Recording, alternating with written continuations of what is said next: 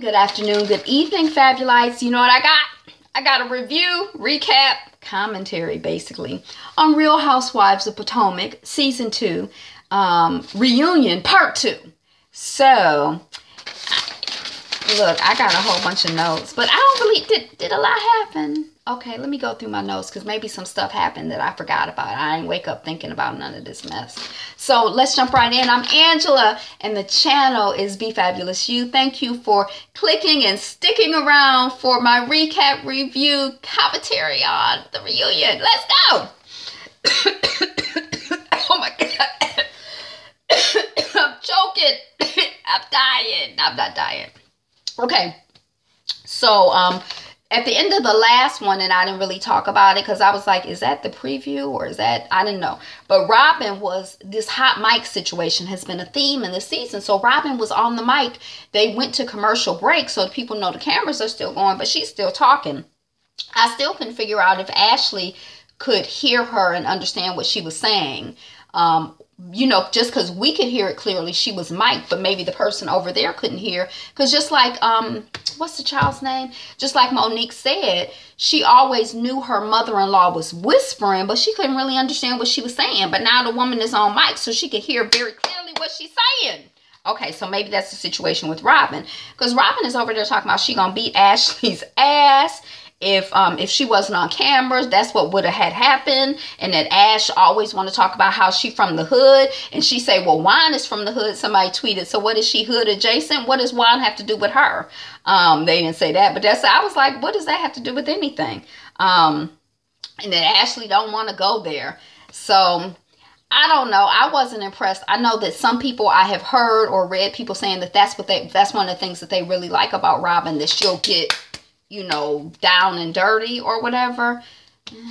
I mean, I'm not really impressed with, I'm not impressed. I don't understand. I guess it's just not in my wheelhouse for a grown ass woman to be talking about planning, intending to, wanting to, now let me just say to beat another woman or another, you know, I have a couple of times in my life got mad enough that I did want to beat somebody. Just a couple, you know, where it like escalated to that level where it was like, I just want to, well, one guy, I didn't want to beat him because he was kind of big, but he went up on the ladder and I really wanted to kick the ladder out from underneath him. And I really, really, really wanted to do that, except that what had happened is that I'm like, now if I kick the ladder out from underneath him and then he fall and he break his head, he break his neck, he paralyzed, he's dead, whatever happens, I'm going to feel bad about that. So it was like, I was hot.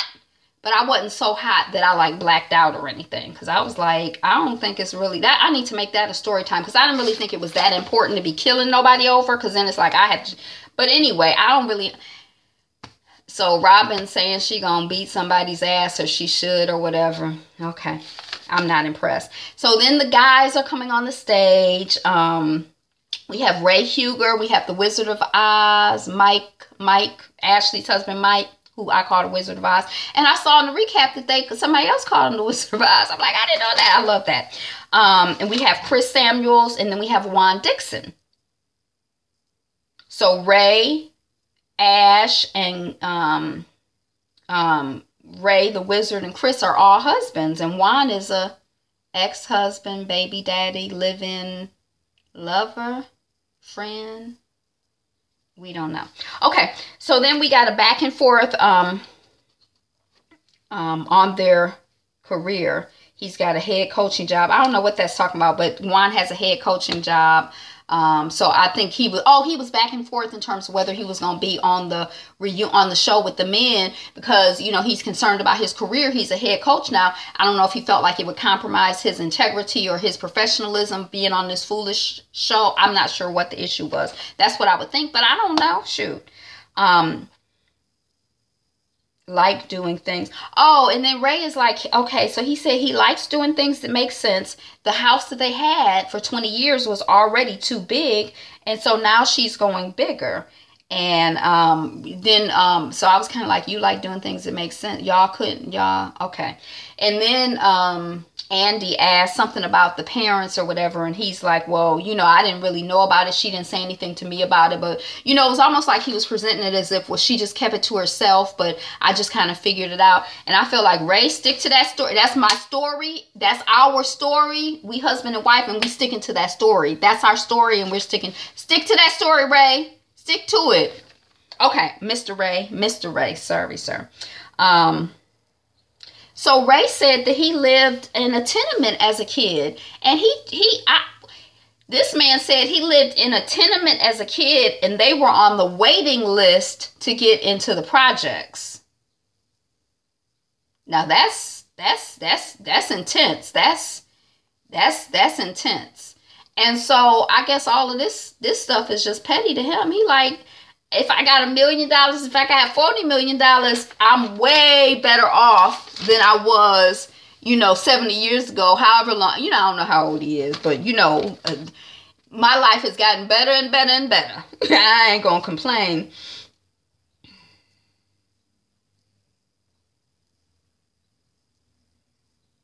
So Ray and Giselle talking about, you know, him saying when you get to be older, you won't be able to get a man. He like, you asked me to deal, I gave you the deal. When you're not as cute as this, you ain't gonna be able to get a man. I said what I said. That's basically what I wrote down. Okay, so then we have Monique. She said, oh, I told y'all this right now, but she's at the beginning, but she said her mom-in-law whispers all the time, and she's never been mic'd up till now, so she didn't have no idea what she was over there whispering about, but now she got an idea. Juan, Andy, do you see a romantic conversation with Robin? And he's shaking his head. He's like, we don't talk about that. Okay. So, NO2. Oh, in Oz, in the land of Oz. Oh my God, they're having a trial separation. They're 3 months in. This is Ashley and her husband. They separated. Everybody kept saying they're not gonna make it.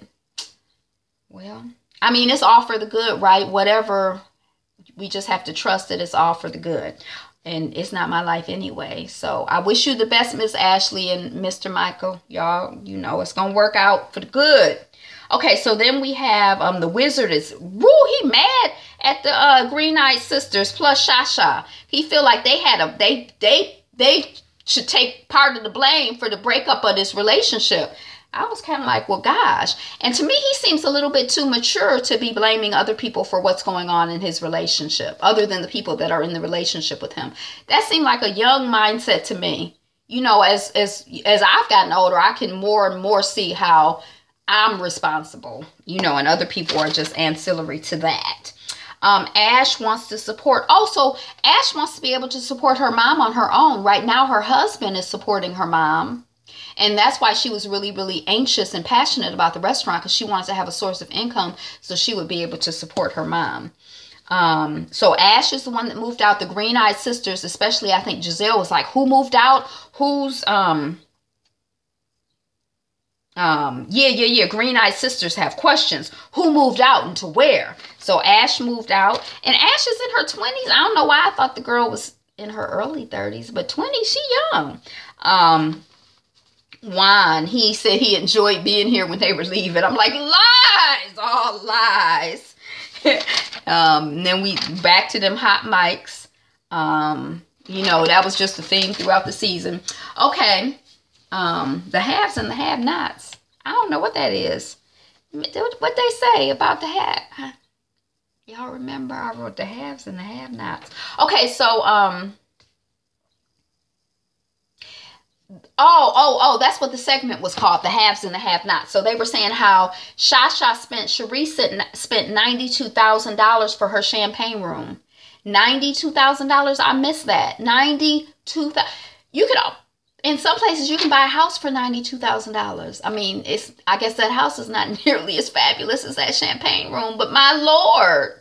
Okay, it's just all in the frame of reference, right? For some people spending, you know, $92,000 on a champagne room is just, you know, it's what we do.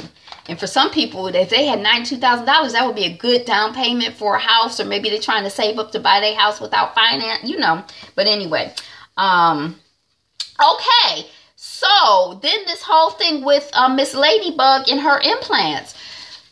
In the last episode, didn't Andy say your boobs are looking smaller? She said something about, oh, I lost weight and it's the dress. We talking about your boobs looking smaller, and you didn't think that was the time to mention that you had taken your implants out? Did she just think about it later and then feel more comfortable talking about it? Because I'm like, how did this come up like 80 hours later that you done took out your implants? Girl, please. But anyway, I was like, oh. Because when he went to that scene, he like, you can't tell me that those are the same boobs as those. And that's when she, okay.